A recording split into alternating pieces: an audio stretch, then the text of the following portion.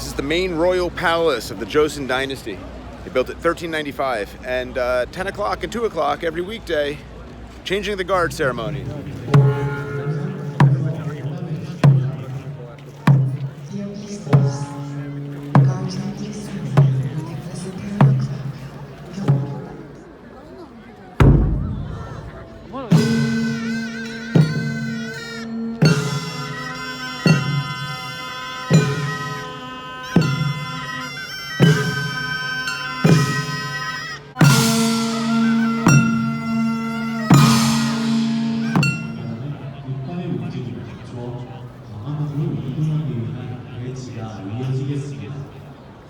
최고 책임자로서 왕실의 안녕은 물론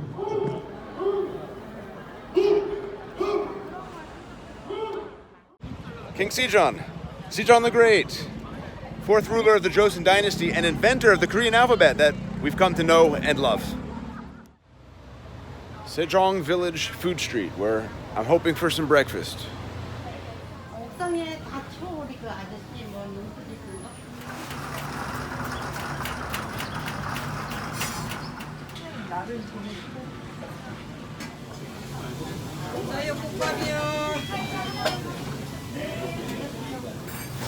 We're gonna try this, assorted pancakes.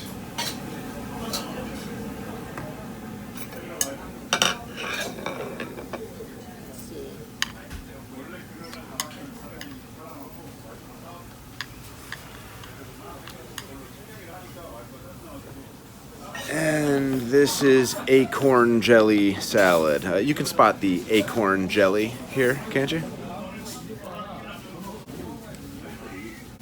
It's okay. For me, it's not phenomenal. But, you know, I'm not a fan of acorns, I guess. All right, Bianca has prepared the perfect bite of acorn jelly, giving it a second chance. Yeah, the key to enjoying acorn jelly is to put enough stuff in your mouth with it so that you can taste something.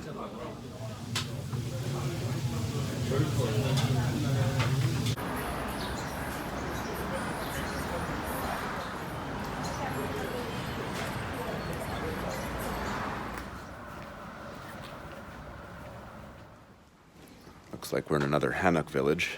Hanok, the traditional style houses. The design came about during the Joseon dynasty.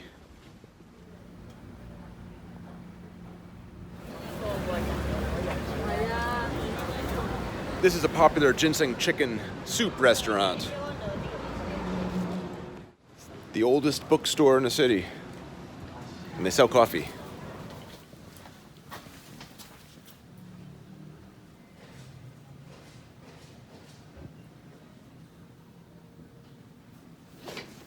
I don't think this is a bookstore anymore. I think it's a cafe. I think it's the oldest bookstore in the city turned cafe. More kimchi pots, like the ones we saw in Suwon. Did I compliment you on your Korean vest yet? Not yet. What a vest. Thank you. Back in the day, this inner courtyard was converted into a little tiny swimming pool for the kids. About 10 centimeters deep. Old Ms. Ju used this water pump to make the swimming pool.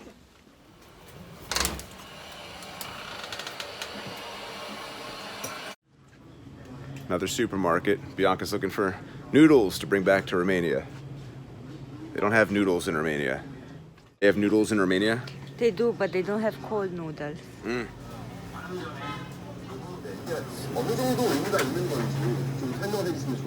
Mission accomplished. She got her North Korean cold noodles, kilos of it. Now she's gonna carry it around for the rest of the day. It's worth it. It's fine. Yeah, there's this Hanok village that every tourist who visits Seoul goes to. I've been there before, my first time, so going again. Bukchon Hanok Village. Just a lot of hill climbing for this one. Bukchon is a residential neighborhood with many restored traditional Korean houses, Hanok, and this has made it a popular tourist destination, causing great friction with the inhabitants of this neighborhood. There are signs telling us to talk and whisper and be quiet, but look at the madness on the street.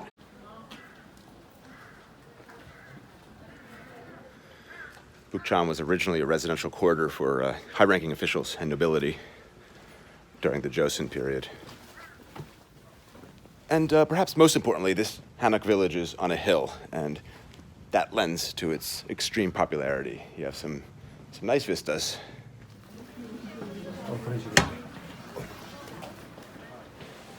Follow with the signs to Bukchon Observatory for a nice view.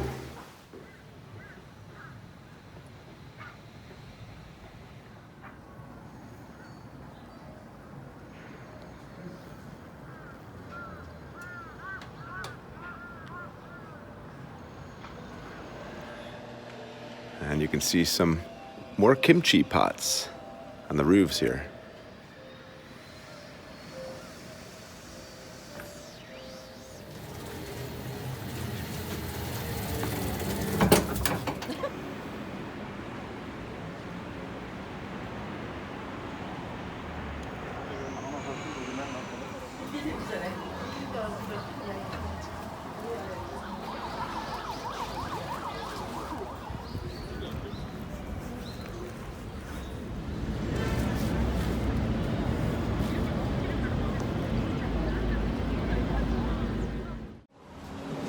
And here's one of the most famous temples in Seoul.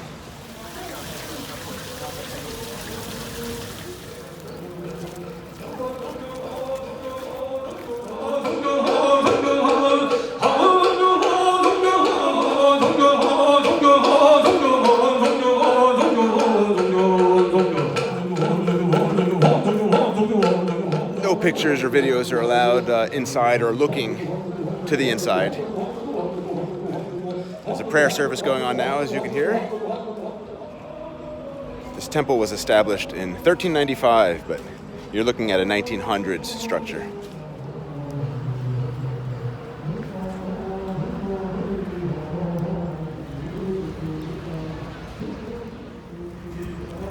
This is a good place to bless your cold noodles. God bless my cold noodles. You reject Buddha's blessing? No, but not on my cold noodles.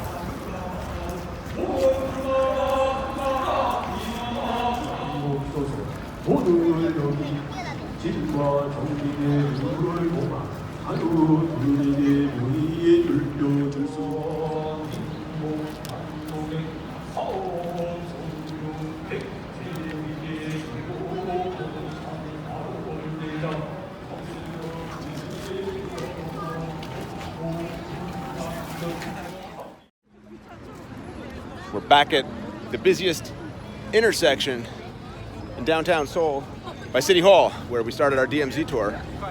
And here's another of the 5 grand palaces of the Joseon dynasty. We're not going to go in this one either, but you've seen 3 now. This is Gyeongdokgung. Long line for waffles. This is the old stone wall road along the exterior of the palace, along a stone wall, and it's meant to be one of the most beautiful roads to walk down in the autumn, thanks to the colorful leaves. With this pen, you can insert inside of this pocket. And when it shrink, then the air comes out. Joint entirely. So it's underwear for old people, right? Yeah, right. Yeah. Look over there. And I know old Inside people. of- I know old people. Outside.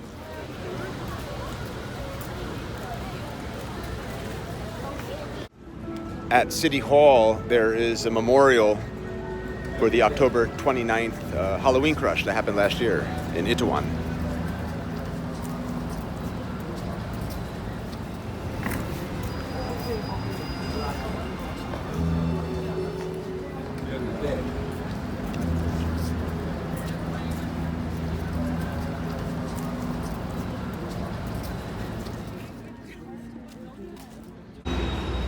Just off the train to Gyeongdong, there's a 1960s movie theater here that's been converted into a Starbucks that I thought might be interesting. And there's a traditional market.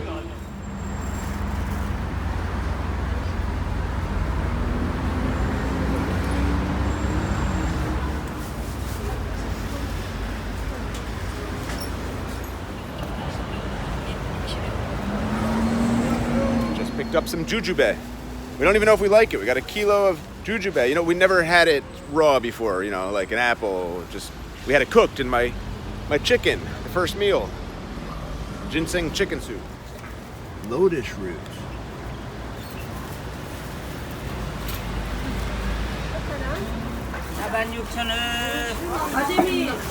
Smells so good.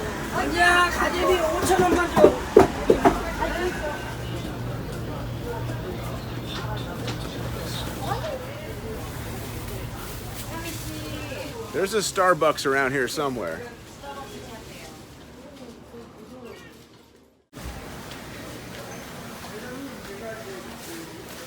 Once a theater, now a Starbucks.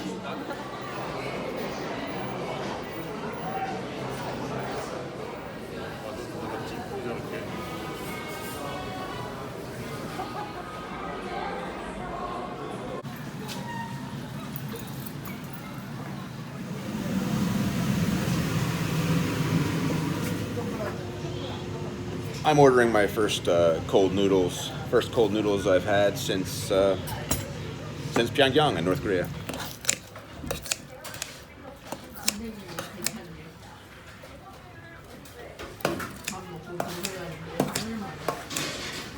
Horseradish mustard.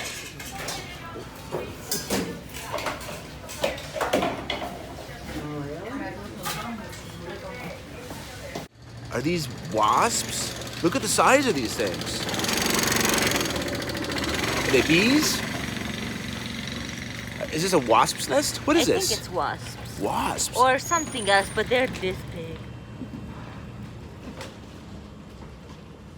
So these giant grapes are called Shine Muscat grapes.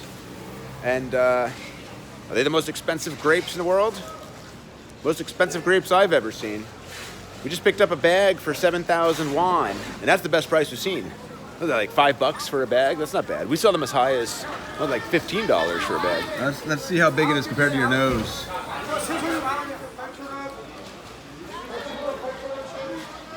Very, very sweet. It tastes like no other grape I've had before. Yeah. How would you describe that? Tastes like grape flavor juice. It's indescribably beautiful.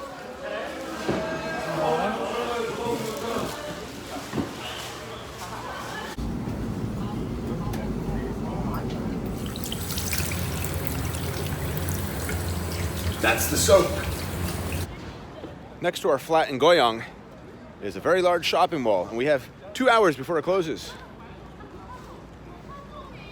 Starfield Shopping Mall.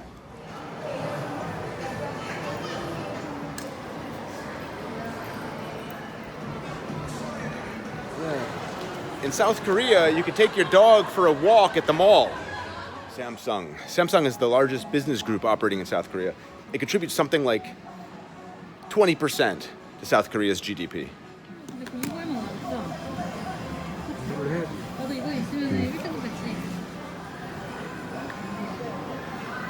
Wow.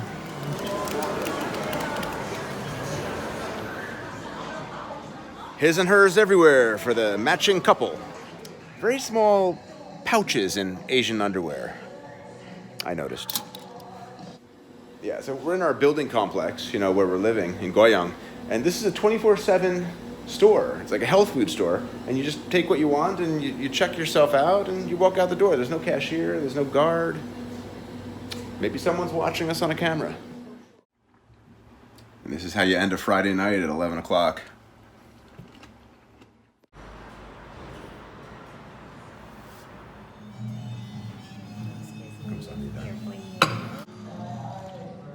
Today, for our 2 p.m. breakfast, we're heading to a fish market south of the River Han, a fish market that supplies 50%, more than 50%, of all the fish in Seoul.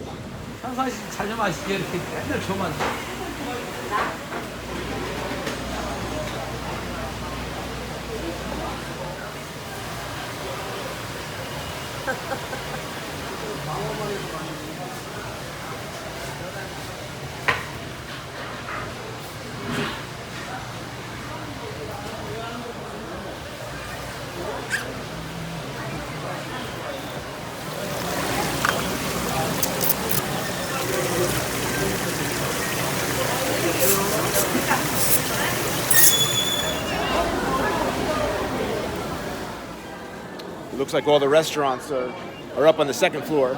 It's a multi-floor fish market. These restaurants are open 24/7. The fish market's open 24/7. Close?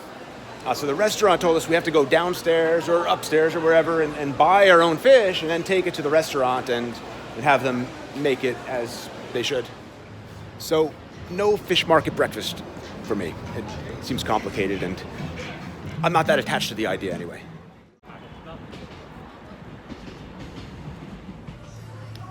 So it'll be a Korean corn dog breakfast instead. Thank you. So I got half hot dog, half cheese, and all wrapped up in potato. I love this. There's no way that a spicy fish stew could beat a Korean corn dog. The bridge that we're walking on over the Han River crosses over an island. And this bridge isn't a good place to come if you want to kill yourself. Show them what I mean. Yeah, if you try to go like this, you'll just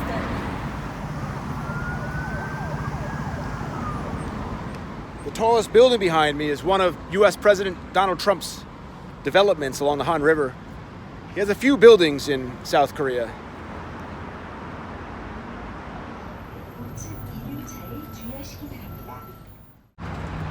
Another bridge, Banpo Bridge.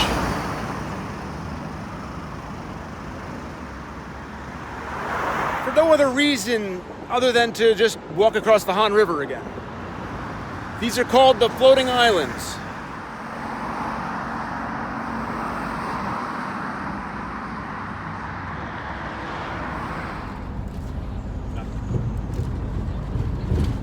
And back over the Han River again.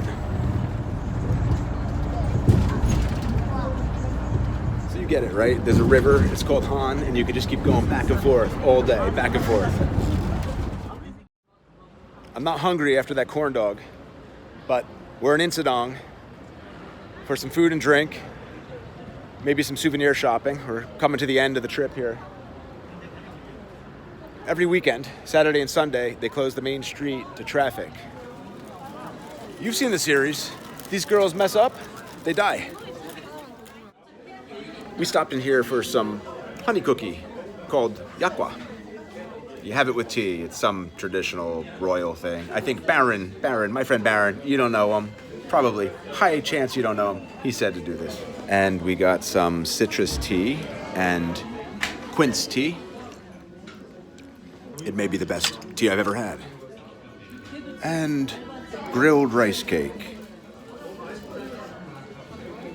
This deep-fried, wheat-based honey cookie, the yakwa, has been around since the 600s. Seoul has been ranked as one of the most expensive cities in the world. I think last year it was the 9th most expensive city in the world. That tea and cookies was like $25. But you know what's great about Seoul? You don't tip anybody. You're not supposed to tip. It's insulting to tip. All of these meals, not one tip given. Thousands of dollars saved. But let's talk more about yakwa. I just bought 5 more. These were made traditionally for Buddhist rites and later for festive days, marriage ceremonies, and when someone celebrates a 60th birthday. And Bianca's mother just turned 60, so have to bring some back to Romania for her.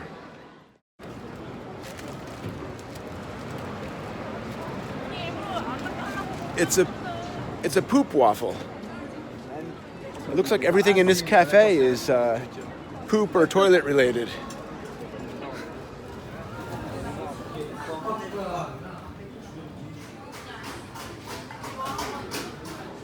Shit drying off on a rope, like back in ancient Korean days.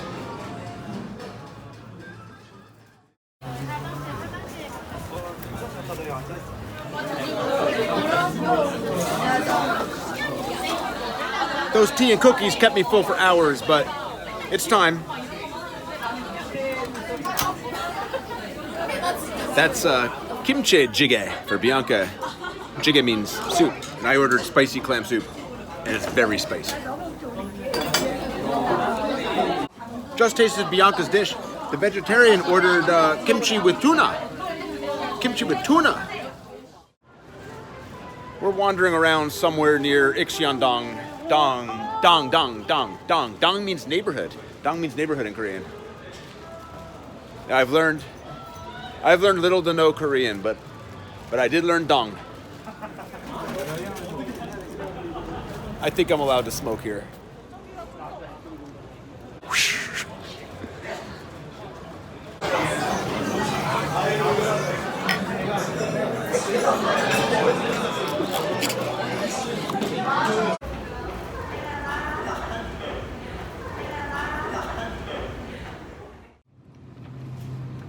That too, look at that. Looking for breakfast at the convenience store before our big hike. And maybe some canned worms, canned larvae. Breakfast.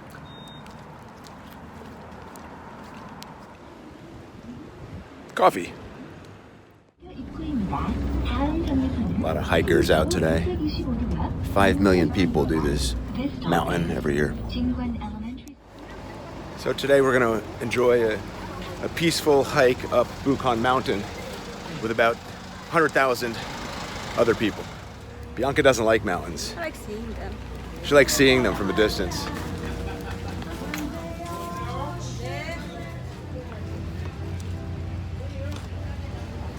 Bukhan Mountain, Bukhan-san, translates to mountain north of the Han River. And it is the northern boundary of the city of Seoul.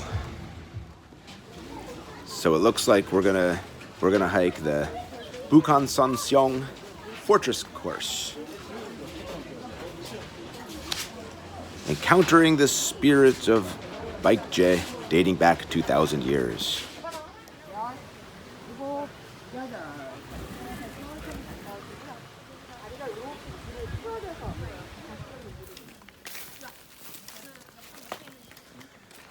What does it mean?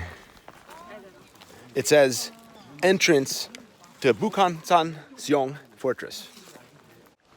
At a bit over 836 meters, Bukhan Mountain is the highest mountain within Seoul city boundaries.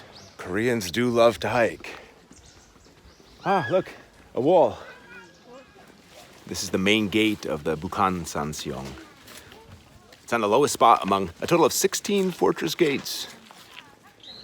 The fortress dates back to the Middle Joseon period, and the present fortress was completed in 1711. It says something about an army, women's army, heavenly army, something like that.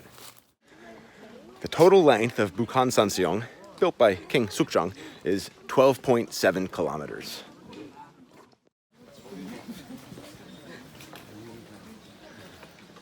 This is the Noryangjin. It's a Buddhist temple built around 1900.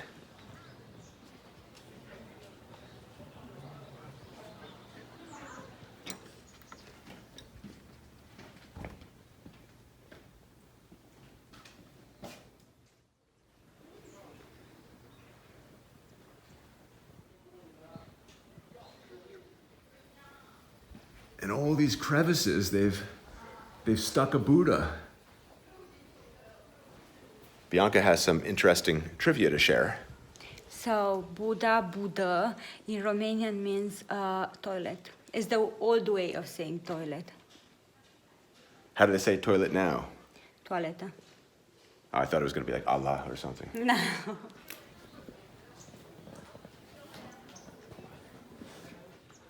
It's taking a lot of effort not to take this giant log and slam it into this giant bell. But please do not ring bell.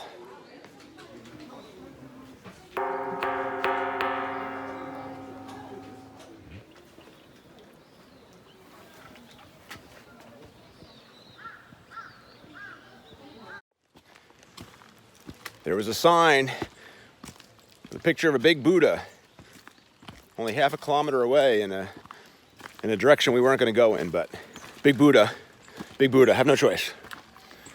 Extra kilometer round trip. And this temple is the Deoksugung. Again, not pronouncing anything correctly. And there's Bianca for scale. I've been saying kimchi pots every time I come across these, but it's not just for kimchi. They also ferment soybeans and chili.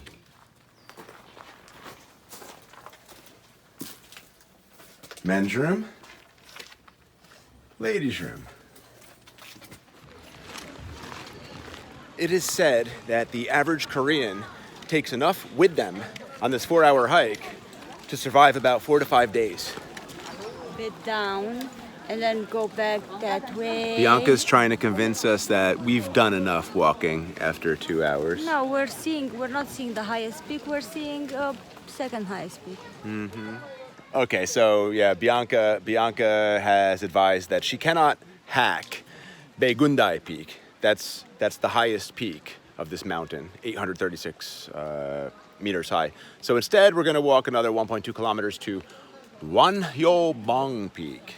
It's only how high? It's 500 meters. Just think of Gwangjang Market after this. We'll reward you with a third day of visiting Gwangjang Market.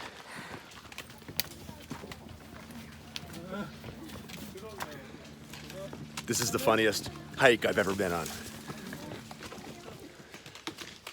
I'm reminded now of what my dear friend Manavi in India told me during one of our visits there. She said something like, Eddie, no matter where you go in India, you'll be surrounded by a fuck ton of people. It's a country of 1 billion people. Well, Seoul has around 26 million. There is no isolation. Did you know that Koreans don't sweat? I mean, they sweat, but when they do, they don't smell like sweat. So again, we're not doing the highest peak. We are doing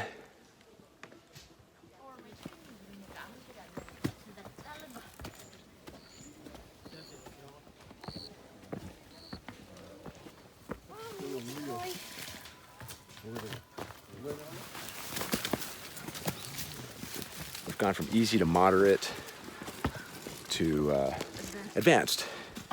Now, we haven't seen the expert level yet, but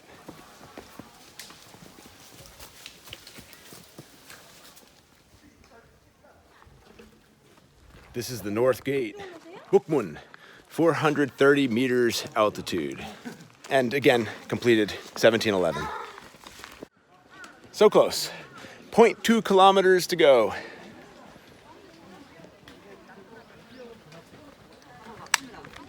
This low wall of the fortress was used by defending soldiers to observe the enemy. Oh, okay.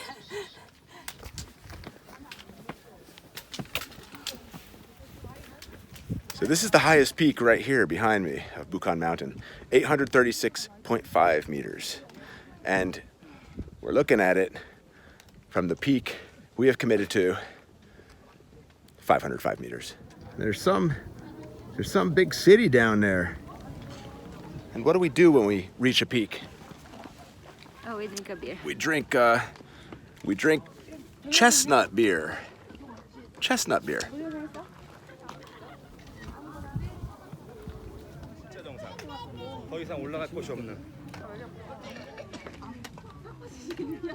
And if you need proof that we've reached the peak, just take a look at all these girls posing.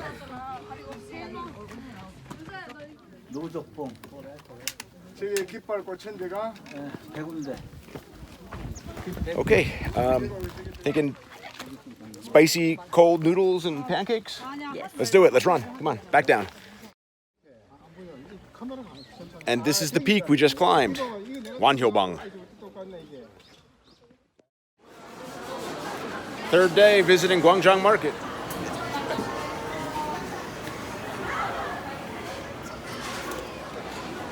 But we keep coming back to Gwangjang Market for good reason. It's simply the best food. It's the best food we've had in Seoul. It feels like the beginning all over again. 고기냐 해물이냐?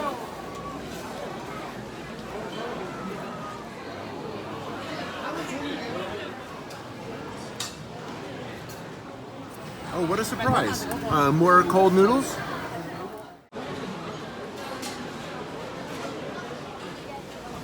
Look at the octopus. I saved what is said to be the deadliest meal for last. For obvious reasons. If I died on the first day, I would have missed all of this excitement. I've lived, and I'm ready.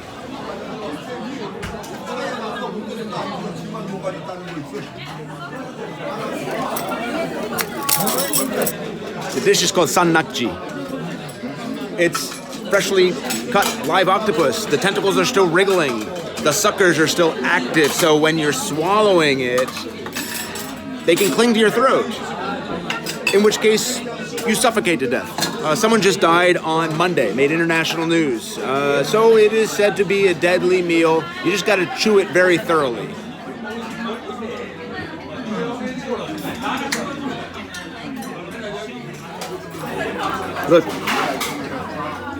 Look how it clings to the plate.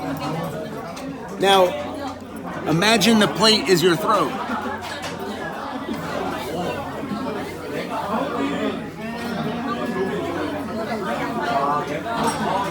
Wow.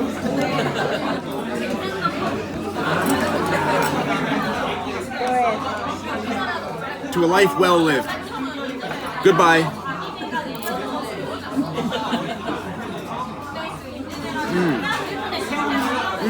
This is great.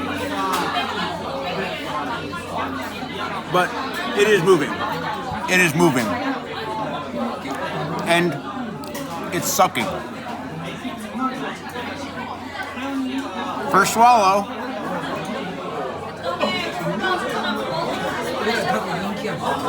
Eat it.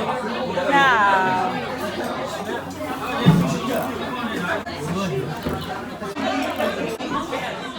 It tastes great. It's just a little uncomfortable when the suckers stick to your teeth or the roof of your mouth, your tongue, and you wonder, if I swallow, is it the end? These will go down a lot easier. Red bean paste and custard, fish cookies.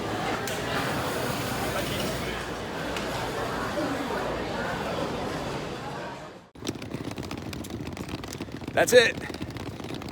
Next up, China.